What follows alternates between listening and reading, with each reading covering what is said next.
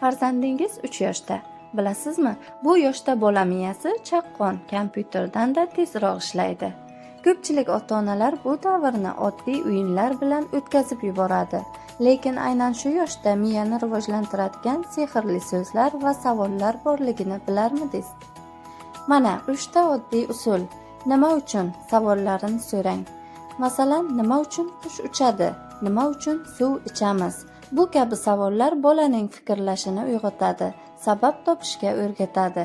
Ijodiy o'yinlar, rangi bo'yicha ajratish, bir xil narsani top o'yini, ovozlar orqali hayvonlarni topish o'yini. Sehrli so'zlar, sen qanday deb o'ylaysan? Bu nimaga o'xshaydi? Kel birgalikda o'ylab topamiz kabi so'zlar bolaning miyasini mustaqil fikrlashga undaydi. Ota-onalar, har kuni farzandingizga atigi 10 daqiqa vaqt ajrating. Bu 10 daqiqa kelajakdagi dono, iqtidorli insonni tarbiyalaydi.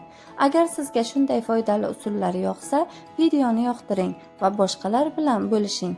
Keyingi videoda 4 yoshli bola bilan qilinadigan miya mashqlari